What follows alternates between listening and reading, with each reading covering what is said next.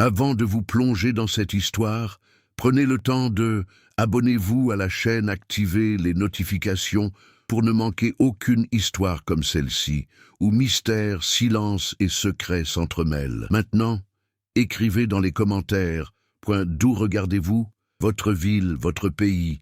C'est toujours impressionnant de voir jusqu'où ces histoires peuvent se propager, et qui sait, de découvrir que le mystère est peut-être plus proche qu'on ne le pense. Le manoir se dressait au sommet de la colline, tel un affront silencieux au paysage rural du sud de la France. Entouré de vignobles centenaires et de chemins de pierre étroits, il détonnait de tout ce qui l'entourait. Non seulement par sa taille ou son architecture luxueuse, mais aussi par le malaise qu'il inspirait aux passants. Les hautes grilles en fer noir, ornées de symboles anciens, restaient presque toujours closes. Même en plein jour, elles semblaient absorber la lumière du soleil, ne renvoyant que des ombres. La propriété appartenait à Étienne Morel-Étienne, homme d'affaires discret, connu dans les milieux financiers parisiens pour sa fortune, bâtie rapidement et sans explication. Il apparaissait rarement en public et, lorsqu'il le faisait, il arborait une posture impeccable, des vêtements de marque et des gestes maîtrisés. Rien dans son image ne laissait présager l'excès ou l'instabilité. Au contraire, Étienne semblait incarner la réussite discrète. De l'autre côté de cette histoire, il y avait Claire Dubois-Clerc, journaliste d'investigation ayant quitté la capitale après un scandale professionnel resté irrésolu, s'était installée dans une petite ville, près du manoir, en quête de distance, d'anonymat et peut-être de rédemption. Claire était connue pour son obsession du détail, pour percevoir des liens là où d'autres ne voyaient que des coïncidences. Et c'est précisément cette caractéristique qui lui fit remarquer quelque chose d'étrange dès les premières semaines. Un schéma se dégageait des récits des plus anciens habitants. Des animaux disparaissaient près de la colline. Les livreurs refusaient de monter jusqu'aux portes. Les jardiniers embauchés pour de courtes périodes ne restaient jamais plus de quelques semaines. Certains prétextaient des maladies soudaines. D'autres s'évaporaient tout simplement de la ville, laissant derrière eux des chambres vides et des contrats inachevés. Claire commença à observer de loin. Ses promenades matinales s'achevaient toujours par un regard fixé sur les grilles en fer. Certains jours, elle remarquait des marques récentes au sol, comme si quelque chose de lourd avait été traîné sur la propriété pendant la nuit. D'autres jours, elle percevait une odeur métallique dans l'air, difficile à expliquer, surtout mêlée aux arômes constants de raisins et de terre humide. Étienne, pour sa part, suivait une routine rigoureuse. Il arrivait toujours au manoir au crépuscule, dans une voiture sombre aux vitres closes. On ne le voyait jamais partir avant l'aube. Des lumières étaient allumées dans certaines ailes de la maison, tandis que d'autres restaient plongées dans l'obscurité totale. Il n'y avait ni fête, ni visite, ni aucun signe de vie compatible avec la taille et le luxe du lieu. Le conflit a éclaté sans un mot. Claire sentait que quelque chose clochait profondément derrière cette façade impeccable. Étienne, sans même lui avoir adressé la parole, semblait conscient d'être observé. Certains soirs, Claire avait l'étrange impression que quelqu'un l'observait de l'intérieur de la propriété, à travers les barreaux du portail. Le mystère s'épaissit lorsqu'un incendie d'origine inconnue détruisit une vieille maison abandonnée près du manoir. Officiellement, il s'agissait d'un accident. Officieusement, des cris auraient été entendus avant que les flammes n'engloutissent les lieux. Aucun corps ne fut retrouvé, aucune enquête ne fut menée. Claire entreprit de rassembler méthodiquement des informations. Archives publiques, contrats d'achat, documents anciens de la région. Elle découvrit que le terrain où se dressait le manoir avait appartenu, des siècles auparavant, à une famille impliquée dans des rituels religieux condamnés par l'église locale elle-même. La propriété était abandonnée depuis des décennies, considérée comme maudite depuis des générations. Entre-temps, le comportement d'Étienne se durcit. On commença à embaucher du personnel par le biais de sociétés tierces sans aucun contact direct. Les grilles en fer restèrent closes, même en plein jour. Des caméras firent leur apparition discrète le long de la voie d'accès. La tension montait en sourdine, alimentée par de petits détails, des regards évités et des rumeurs chuchotées. Rien n'était encore concret. Aucune preuve définitive. Seulement le sentiment persistant que le luxe de cet endroit n'avait pas suffi à contenir quelque chose d'ancien, de violent et de profondément troublant. Claire savait qu'en allant de l'avant, elle franchirait un point de non-retour. Et Étienne semblait prêt à protéger ses secrets à tout prix. L'horreur ne s'était pas encore pleinement dévoilée, mais elle respirait déjà, tapie dans l'ombre, derrière les grilles de fer.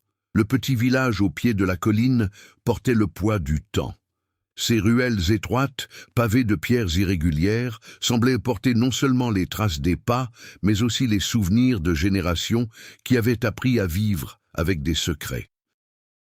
Les vieilles façades, avec leurs fenêtres étroites et leurs volets de bois, dissimulaient des histoires jamais écrites. Là, le silence n'était pas l'absence de son, mais un accord tacite entre les habitants. Claire Dubois le remarqua rapidement. Les conversations s'interrompaient dès qu'elles s'approchaient, non par hostilité manifeste, mais par prudence. Les habitants étaient polis, mais réservés. De simples questions sur le manoir perché sur la colline suscitaient des réponses vagues, des changements de sujet ou des sourires gênés. Pourtant, de subtiles tensions apparaissaient entre les lignes. Le propriétaire du café où Claire avait l'habitude d'écrire le matin évitait de regarder vers la colline. Une vieille dame, après quelques verres de vin, murmura que la terre là-bas n'a jamais vraiment été défrichée. Un ancien vigneron fit remarquer que les vignes les plus proches du manoir produisaient des raisins amers, impropres à la consommation, même les bonnes années. Le cadre naturel accentuait le malaise. La colline était couverte d'arbres tortueux dont les racines jaillissaient du sol comme des doigts cherchant à s'échapper de la terre. Aucun sentier balisé ne menait au manoir, seulement un chemin de vieilles pierres, usé par le temps et peu fréquenté.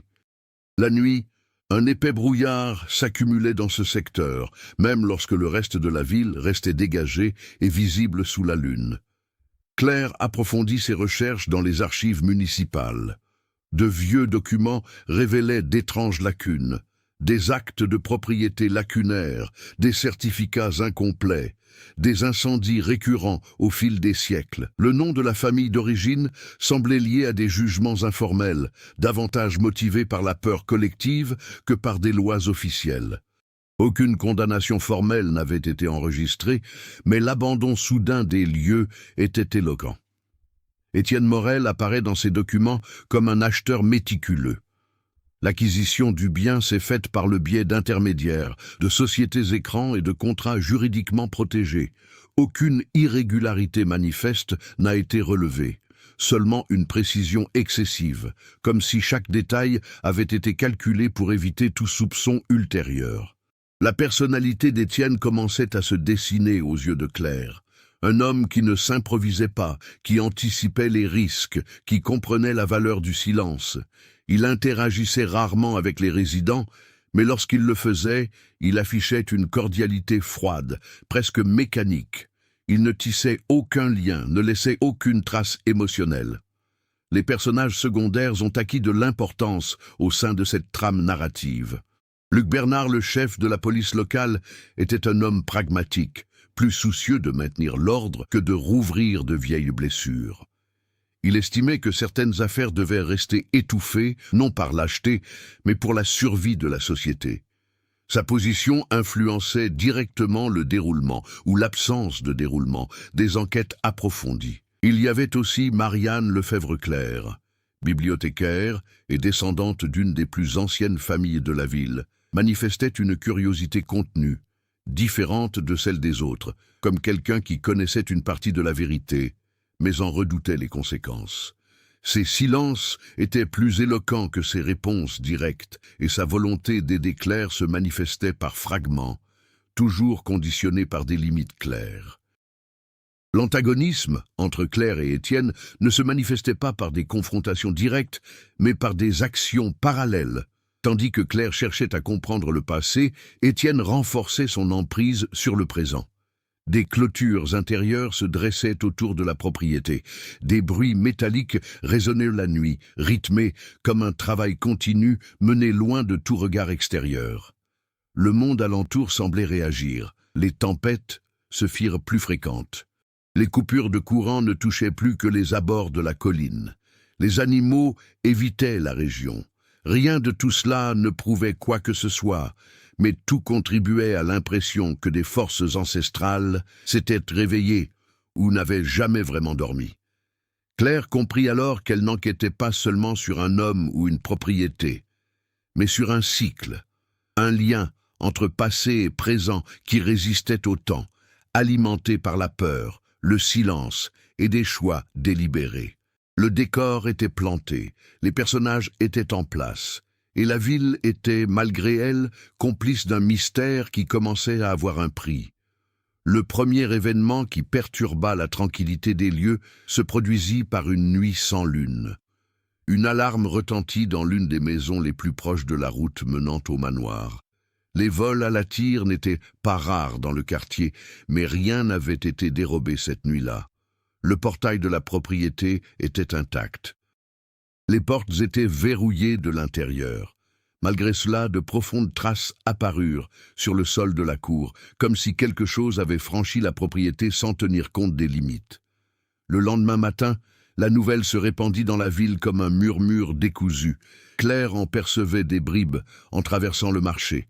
Des mots épars, des regards inquiets, des phrases interrompues. Personne ne parlait clairement de ce qui s'était passé, mais tous semblaient savoir qu'il ne s'agissait pas d'une simple alarme défectueuse. Elle se rendit sur place, non pas en tant que journaliste, mais en tant que simple habitante curieuse. Elle observa les marques au sol, trop profondes pour avoir été laissées par des pneus ordinaires. Il n'y avait pas d'empreintes humaines nettes, seulement des sillons irréguliers, comme si quelque chose de lourd avait été traîné avec difficulté.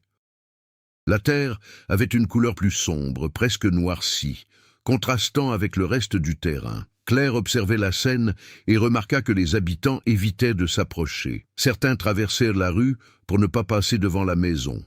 D'autres faisaient semblant de ne rien voir.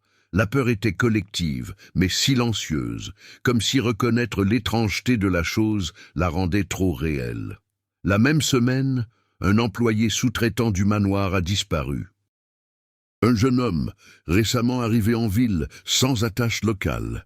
Sa chambre à la pension était intacte, ses affaires étaient restées sur place. Son contrat de travail avait été automatiquement résilié, comme si son absence avait été anticipée. Aucun dépôt de plainte n'a été effectué. Claire tenta d'obtenir des informations officielles, mais se heurta à une résistance voilée.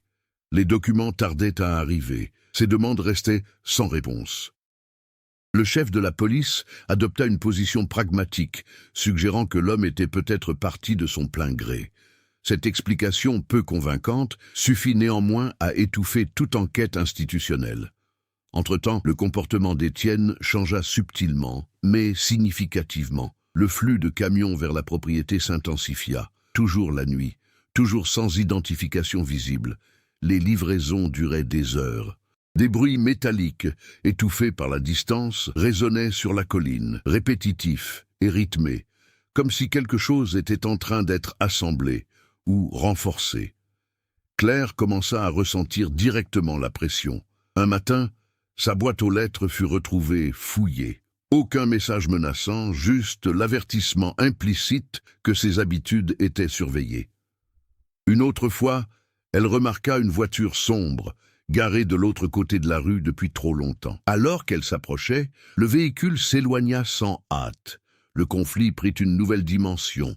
Il ne s'agissait plus seulement de percer un secret, mais de résister à une force qui s'efforçait d'empêcher toute révélation. Claire modifia ses méthodes. Elle commença à tout consigner de manière redondante, en stockant des copies hors de la ville. Chaque détail, chaque coïncidence, chaque silence s'intégrait à un schéma plus vaste. Les personnages secondaires commencèrent à être directement touchés. La bibliothécaire ferma les archives historiques pour entretien, après avoir reçu un visiteur non enregistré. Le propriétaire de la pension de famille fit remarquer à voix basse que les contrats relatifs au manoir contenaient toujours d'étranges clauses, comme pour parer à des accidents ou à un abandon soudain.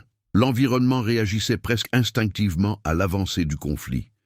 Le brouillard s'épaississait les nuits de livraison. Des bruits lointains parvenaient aux alentours de la colline, sans qu'on puisse en identifier la provenance.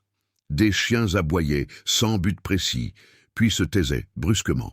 Claire commença à se sentir moins spectatrice qu'actrice d'un jeu silencieux, où chaque geste entraînait une réaction. Et Étienne, de l'autre côté des grilles, semblait prêt à envenimer cette confrontation invisible. Le conflit n'était plus abstrait.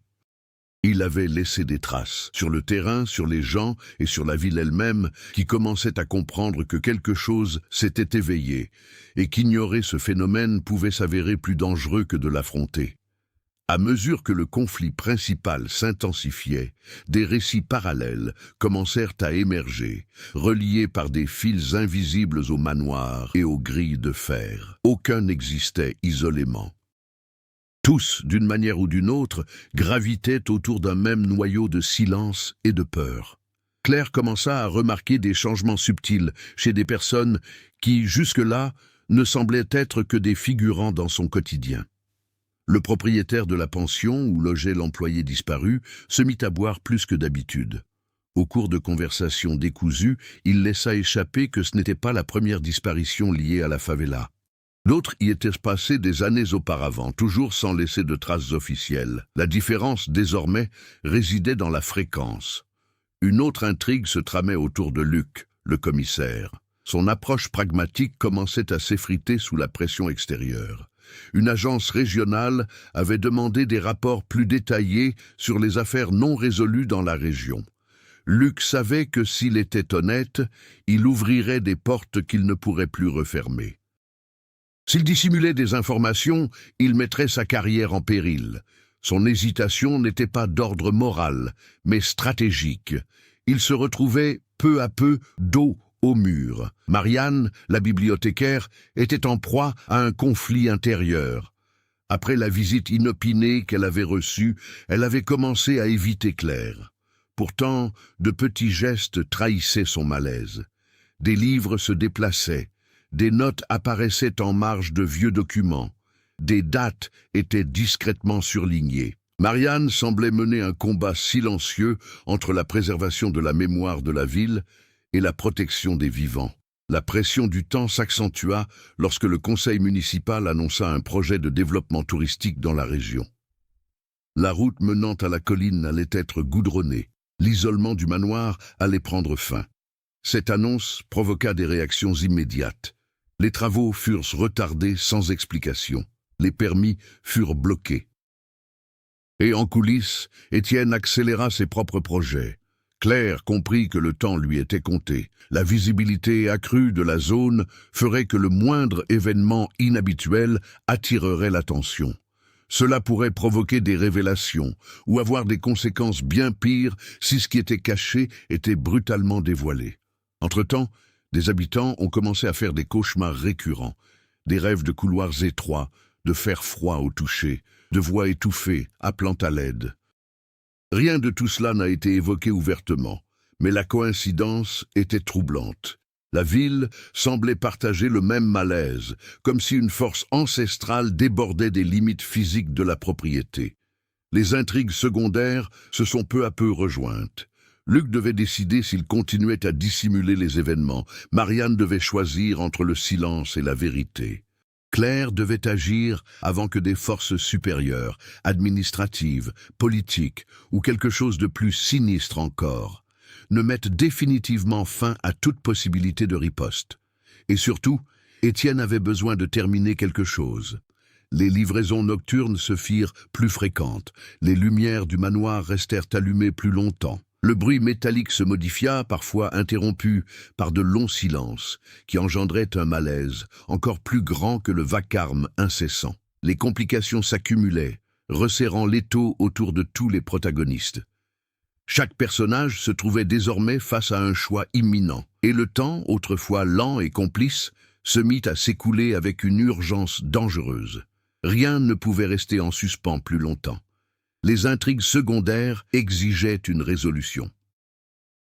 Et toutes menaient inévitablement aux grilles de fer. Le tournant ne s'est pas produit dans le fracas des explosions, des sirènes ou des aveux publics. Il s'est manifesté silencieusement, presque cliniquement, comme tout ce qui touchait aux grilles de fer.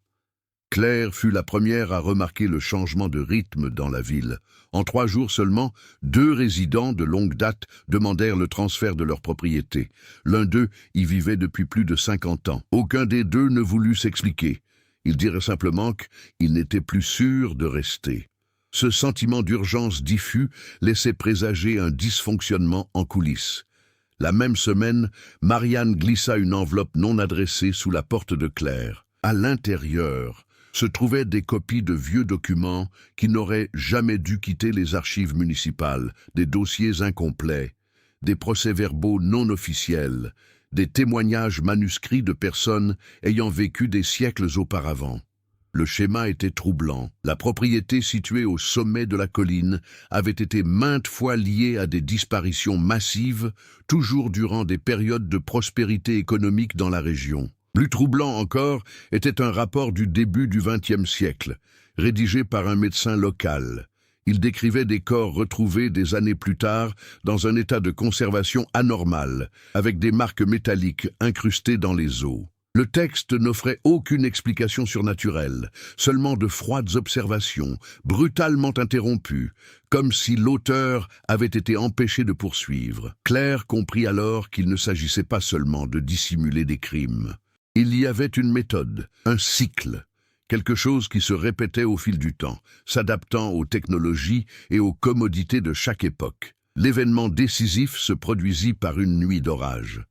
Un des camions qui montait la colline perdit le contrôle sur la route mouillée et se renversa avant d'atteindre les portes. Le choc fut si violent qu'une partie du chargement s'ouvrit. Des caisses métalliques s'ouvrirent, révélant des structures internes qui ne ressemblaient pas à des équipements industriels ordinaires. Il s'agissait de grilles, de raccords et de supports conçus pour contenir quelque chose de vivant, ou qu'il avait été. La police est arrivée rapidement, poussée par des riverains qui avaient enfin surmonté leur peur du bruit assourdissant qui couvrait le silence. Luc était là. Pour la première fois, il ne pouvait détacher son regard. Il reconnaissait des symboles gravés sur les pièces exposées, les mêmes que ceux figurant dans de vieux documents. Avant même qu'un rapport officiel puisse être établi, des hommes sont arrivés sur les lieux. Ils n'étaient pas en uniforme, mais leur autorité était suffisante pour mettre fin à l'incident. Le camion a été enlevé, les pièces ont été récupérées, les rapports ont été rectifiés. Cependant, le mal était fait. Luc alla voir Claire ce même matin. Non pas pour la menacer, mais pour lui avouer ce qu'il n'avait jamais osé dire à voix haute. Il avait su dès le départ que quelque chose clochait. Il savait qu'Étienne n'était pas qu'un propriétaire excentrique. Et il savait que s'il gardait le silence, il se rendrait complice de quelque chose de bien plus grave que ce que sa carrière pouvait supporter. Pendant ce temps, à l'intérieur du manoir, les lumières restèrent allumées toute la nuit. Pour la première fois, les grilles de fer s'ouvrirent en grand, malgré la pluie battante, non pas pour accueillir des visiteurs, mais pour permettre l'entrée de machines plus imposantes et plus lourdes, comme si la phase finale allait commencer. Claire comprit qu'il n'y avait plus de place pour l'observation passive. Le mystère était devenu une preuve. L'horreur n'était plus seulement historique ou symbolique. Elle était active, organisée et dangereusement proche de se répéter à plus grande échelle. Le point de non-retour était atteint. Désormais, chaque choix aurait des conséquences irréversibles. Et le temps pour agir était considérablement réduit. Les heures qui suivirent l'accident de camion transformèrent la ville de manière irréversible. Ce qui n'était jusque-là qu'une peur diffuse commença à se manifester par des décisions concrètes, des gestes précipités et des regards suspicieux. Le silence, si longtemps maintenu comme une forme de protection collective, commença à se fissurer. Luc fut le premier à ressentir immédiatement le poids des conséquences. De retour au commissariat, il découvrit des ordres contradictoires émanant de la hiérarchie. Il fallut refaire les rapports, modifier les dates, édulcorer les descriptions. Le message était clair. L'incident survenu sur la route ne devait pas entraîner de répercussions. Pour la première fois depuis des années, Luc refusa d'obéir pleinement à un ordre. Il conserva des copies de documents, des photos et des notes personnelles, conscient que ce simple geste le mettait déjà en danger. La réaction d'Étienne fut rapide et chirurgicale. Le flot de camions cessa net, comme s'il n'avait jamais existé. Les sous-traitants disparurent de la ville en moins de 24 heures. Les sociétés impliquées dans les contrats furent dissoutes ou rachetées. L'hôtel particulier sombra dans un calme artificiel, plus inquiétant encore que l'activité incessante des semaines précédentes. Claire, à son tour, commença à être ouvertement évitée.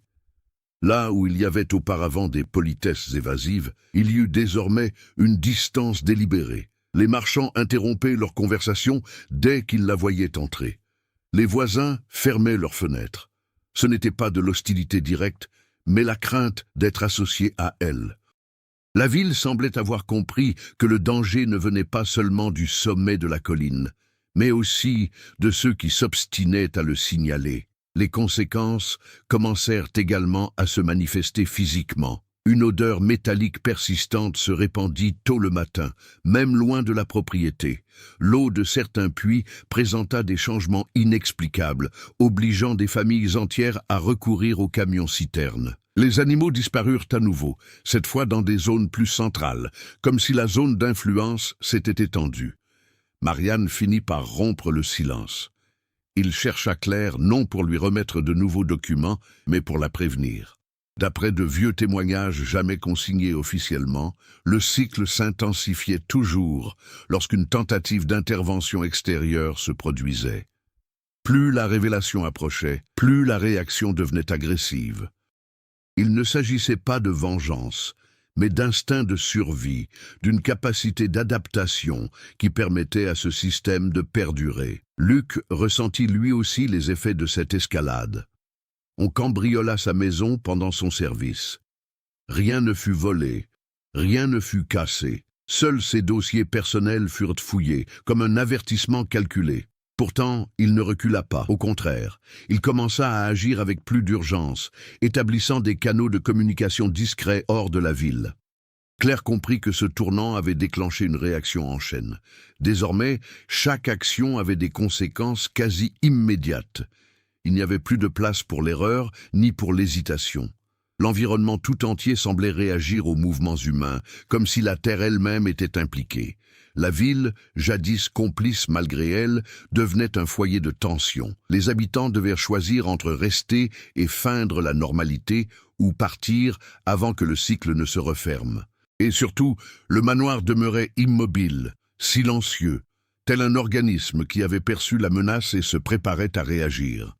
Les conséquences étaient déjà là, les réactions étaient enclenchées, et le conflit entrait dans une phase où la retraite n'était plus envisageable pour aucun des protagonistes. Claire comprit que pour aller de l'avant, il ne suffisait plus d'observer ni d'enregistrer. La phase de collecte silencieuse était révolue. Désormais, chaque étape exigeait une prise de risque calculée, des décisions fermes et surtout l'acceptation que le risque faisait partie intégrante du processus. Sa transformation commença par des actions concrètes, non par des émotions. Elle modifia ses habitudes, ses horaires et réduisit ses déplacements habituels. Elle commença à se comporter comme quelqu'un qui savait qu'elle était observée et qui n'avait aucune intention de faciliter cette observation. Elle redéfinit également son objectif.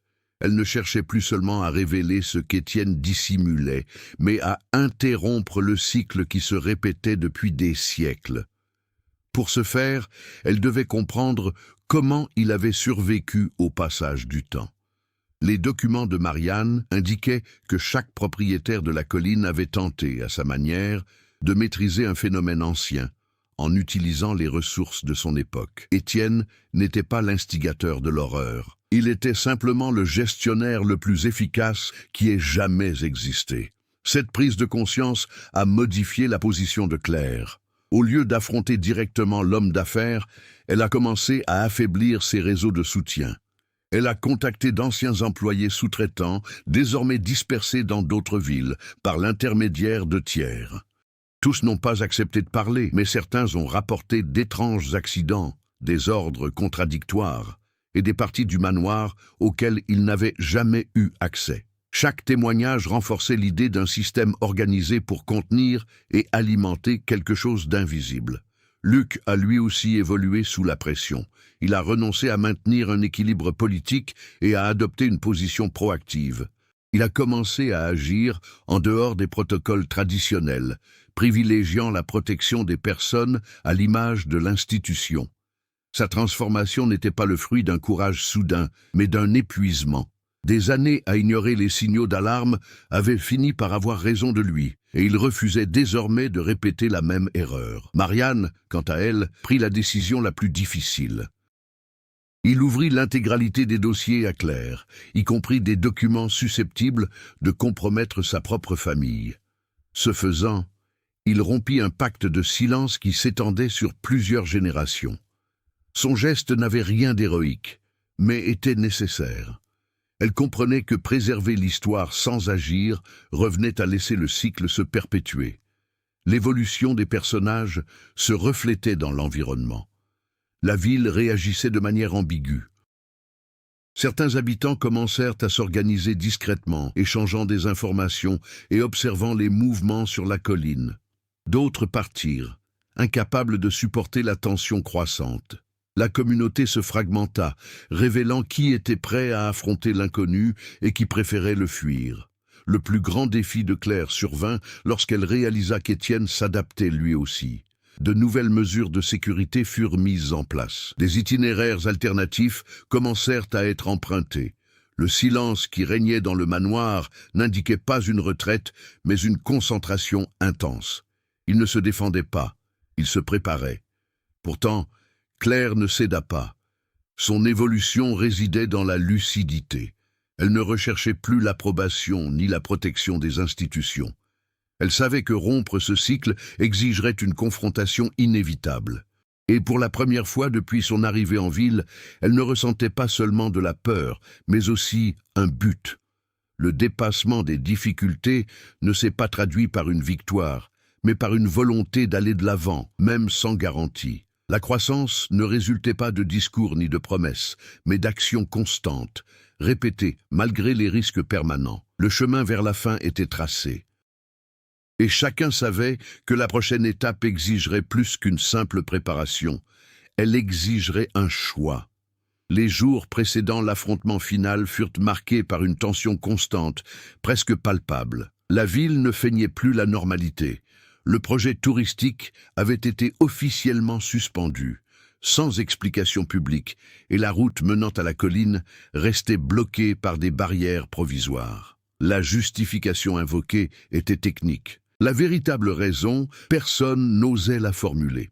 Claire concentra ses efforts sur la résolution des problèmes en suspens. Les intrigues secondaires liées au manoir devaient être réglées avant que le conflit principal n'éclate. Avec l'aide de Luc, elle s'assura que les résidents les plus vulnérables soient discrètement prévenus de quitter les lieux pendant quelques jours. Il n'y eut pas d'alerte générale, juste des recommandations vagues suffisantes pour évacuer les zones critiques. Luc prit également des mesures discrètes au sein de l'entreprise.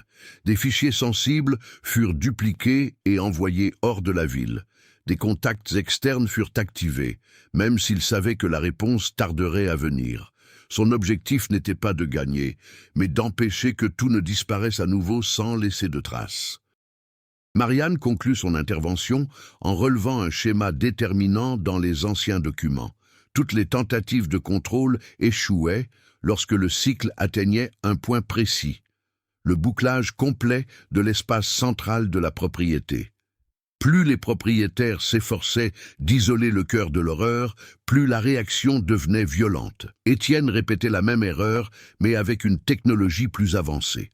Cette découverte accéléra le cours des événements. Claire comprit que le dénouement ne serait pas provoqué par une attaque directe, mais par l'effondrement d'un système maintenu artificiellement en place trop longtemps.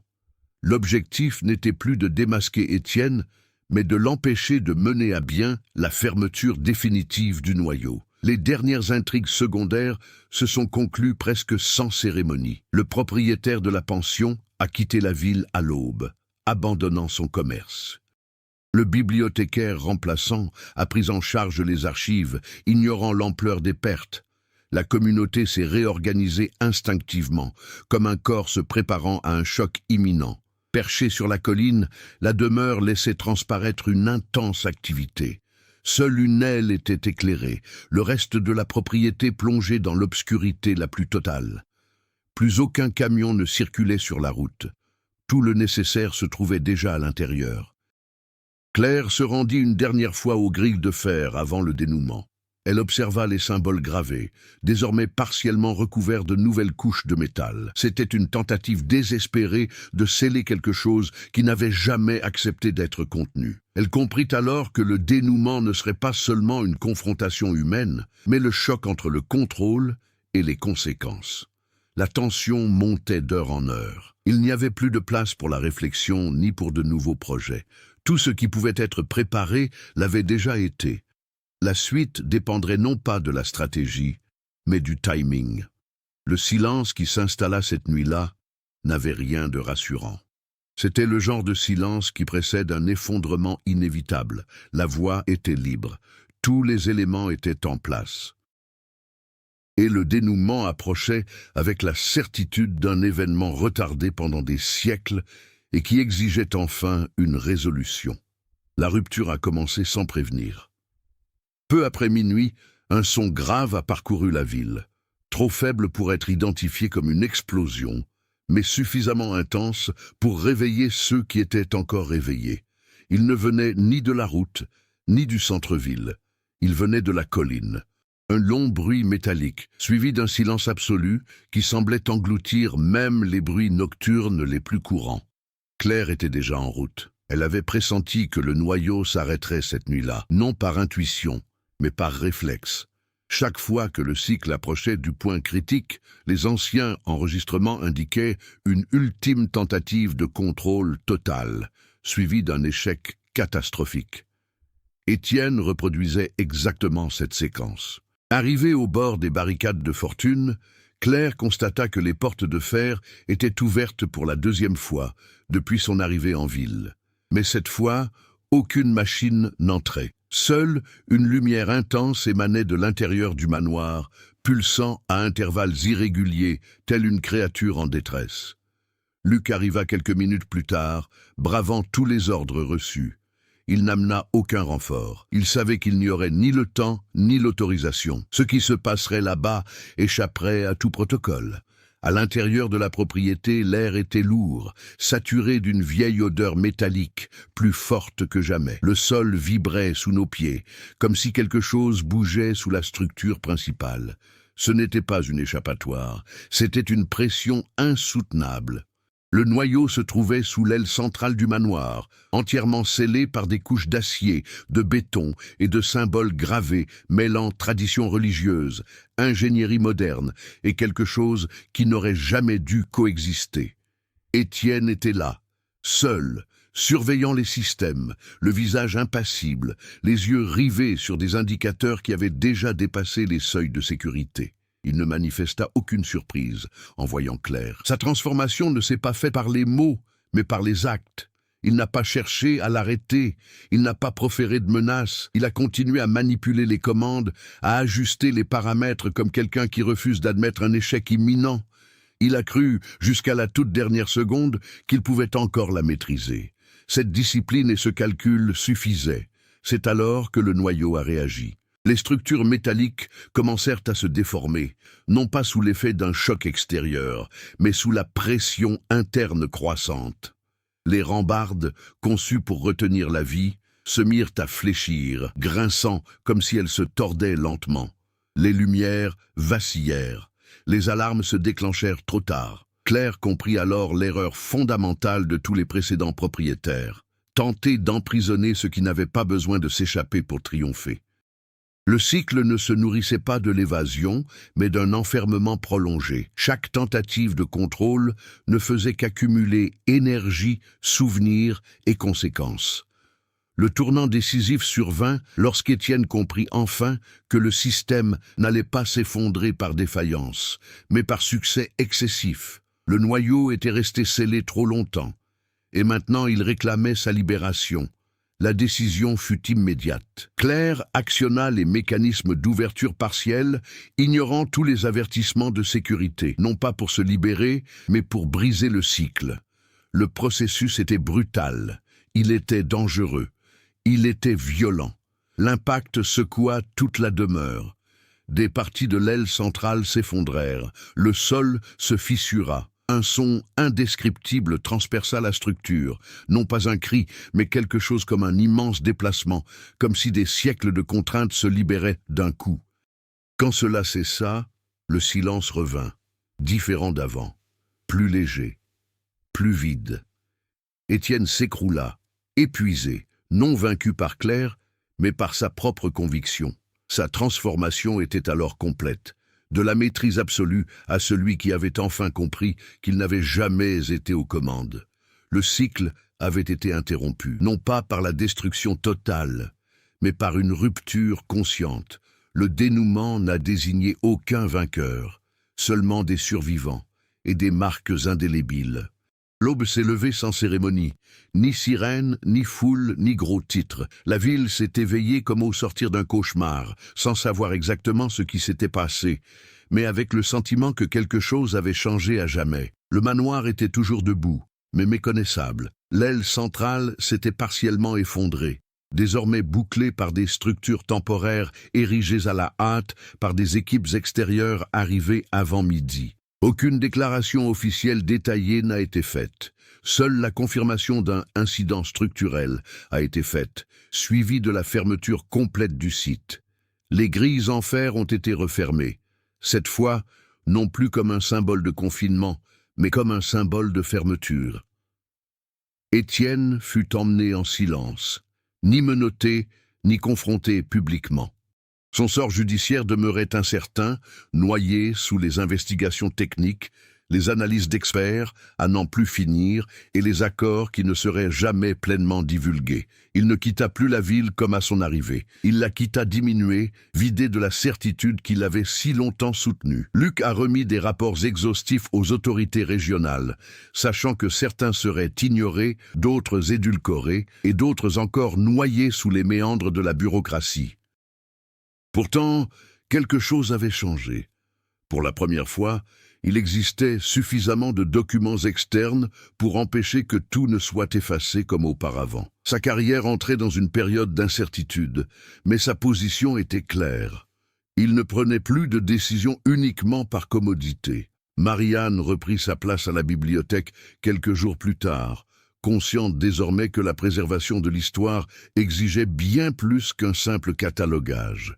Certains documents ne retourneraient jamais sur les étagères, d'autres seraient reclassés, contextualisés, protégés.